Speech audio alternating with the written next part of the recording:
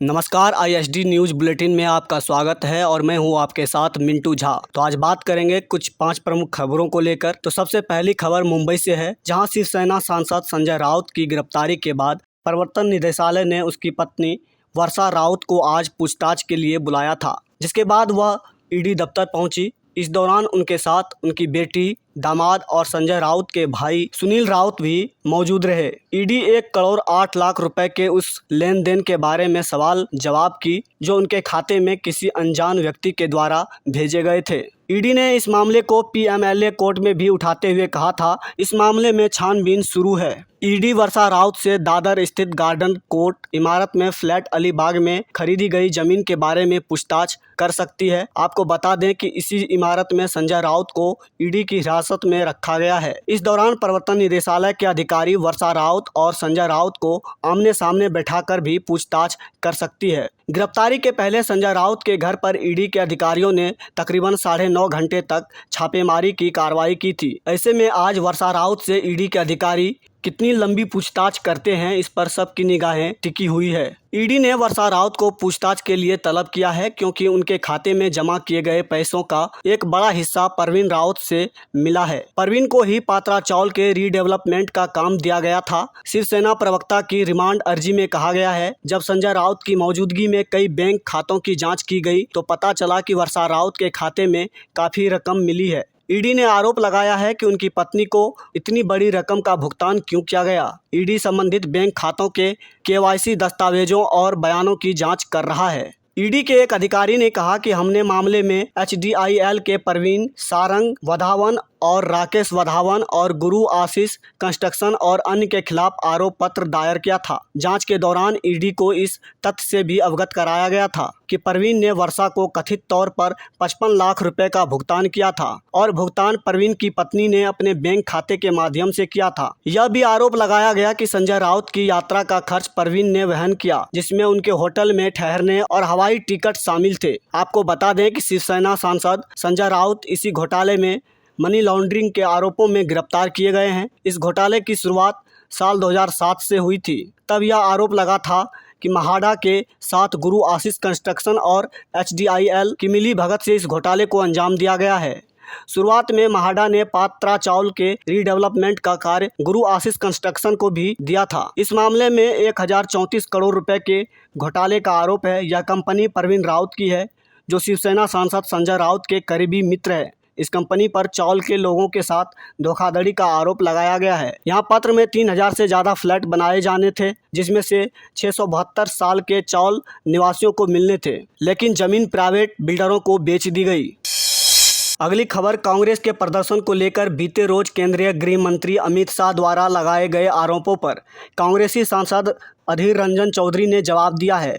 उन्होंने कहा है कि यह सरकार राम के नाम पर रावण की पूजा करती रही है। उनके शासन में लोग पीड़ित हैं। बता दें कि अमित शाह ने कहा था कि जिस दिन कांग्रेसियों ने काले कपड़े पहनकर प्रदर्शन किया, उस दिन पीएम मोदी ने अयोध्या में श्री राम जन्मभूमि पर मंदिर का शिलान्यास किया था। केंद्रीय गृह मंत्री अमित शाह के आरोपों का जवाब देते हुए कांग्रेस सांसद अधीर रंजन चौधरी ने कहा कि यह सरकार राम के नाम पर रावण की पूजा करती रही है। इस सरकार के राज में जनता पीड़ित है। उन्होंने आरोप लगाया कि यह सरकार जन विरोधी और कॉरपोरेट समर्थक है। अधीर रंजन चौधरी ने आगे कहा कि कांग्रेस मूल्य वृद्धि और बेरोजगारी की अभूतपूर्व दर का विरोध कर रही है। खुद पर सवाल उठते देखना भाजपा बर्दाश्त नहीं कर पा रहा है, इसलिए वे अपने एकमात्र हथियार राम का सहारा लेकर आम लोगों का ध्यान हटाने की कोशिश कर रहे हैं। गौरतलब है कि बीते शुक्रवार को केंद्रीय गृह मंत्री अमित शाह ने देश भर में कांग्रेस के प्रदर्शन का कड़ा विरोध किया था। उन्होंने कहा था कि आखिर कांग्रेस ने प्रदर्शन के लिए आज के ही दिन क्यों चुना, आखिर प्रदर्शन के लिए काले कपड़े क्यों पहने।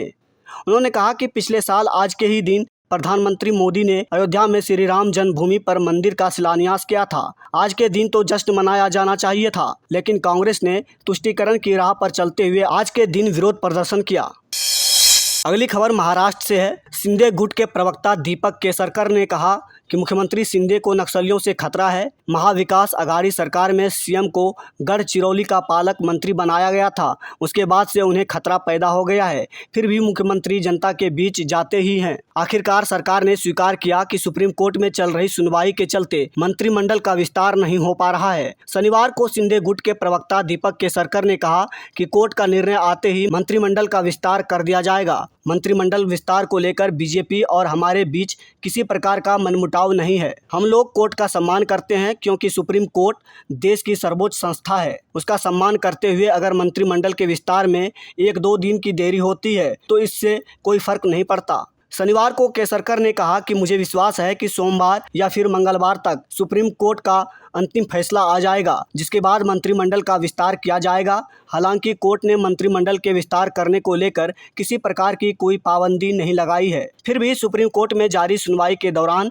ऐसी चीजें नहीं होनी चाहिए जिससे कोई गलत संदेश जाए। केसरकर ने कहा कि मुख्यमंत्री एकनाथ शिंदे और उप मुख्यमंत्री देवेंद्र फडणवीस की भूमिका है कि सर्वोच्च न्यायालय का उचित सम्मान रखा जाना चाहिए। केसरकर ने आगे कहा कि मैंने शीर्ष नेताओं के कहने पर ही 7 अगस्त तक मंत्रिमंडल विस्तार होने संबंधी बयान दिया था। उसके बाद हमारे शीर्ष नेता दिल्ली भी गए थे। बीजेपी और शिंदे गुट की सरकार को 20 निर्दलीय विधायकों का समर्थन है। मंत्रिमंडल में कुछ निर्दलीय विधायकों का भी समावेश होगा। ऐसे में फैसले लेने में थोड़ा समय लगता है। यदि शिंदे गुट के विधायकों को विधायकी बचानी होती तो हम लोग दूसरे किसी दल में विलीन हो जाते, लेकिन हमारी लड़ाई पार्टी में आंतरिक लोकतंत्र बचाने की है, इसलिए हमने शिवसेना को नहीं छोड़ा। केसरकर ने कहा कि मुख्यमंत्री को आराम करने का वक्त नहीं मिल पा रहा है। वे लगातार दौरे कर रहे हैं, लोगों से मिल रहे हैं, उनकी समस्याओं का हल कर रहे हैं। ऐसे में उनकी तबीयत कुछ खराब हुई तो कृपया उनका मजाक नहीं उड़ाएं। एक अधिकारी ने बताया कि सरकारी कामकाज के चक्कर में मुख्यमंत्री 1 मिनट भी सो नहीं पा रहे हैं। मैंने ऐसे मंत्री भी देखे हैं जो अपने पास आने वाले पत्र को बिना पढ़े हस्ताक्षर कर अपने निजी सचिव को दे देते थे। अगली खबर ताइवान से है। ताइवान के रक्षा मंत्रालय की रिसर्च एंड डेवलपमेंट यूनिट के डेप्यूटी हेड शनिवार सुबह एक होटल के कमरे में मृत पाए गए हैं। ताइवान की सेंट्रल न्यूज एजेंसी के मुताबिक दिल का दौरा पड़ने से उनकी मौत हुई है। सैन्य स्वामित्व वाले नेशनल चुंग सान institute of science and technology के उप प्रमुख ओ यांग ली हिंग की दक्षिणी ताइवान में एक होटल के कमरे में मौत हो गई है। अधिकारियों ने कहा कि 57 साल के ओ यांग की मौत कारण हार्ट अटैक था और घुसपैठ के कोई निशान नहीं पाए गए हैं। सीएनए के मुताबिक उनके परिवार ने कहा कि उन्हें हार्ट की बीमारी थी। ओ यांग देश के दक्षिणी प्रांत पिंगुटूंग में एक बिजनेस ट्रिप पर थे। उन्होंने मिसाइल प्रोडक्शन प्रोजेक्ट की निगरानी के लिए इस साल की शुरुआत में पद ग्रहण किया था। सेना की संस्था इस साल अपनी वार्षिक मिसाइल उत्पादन क्षमता को 2 गुना से अधिक 500 के करीब करने के लिए काम कर रही है।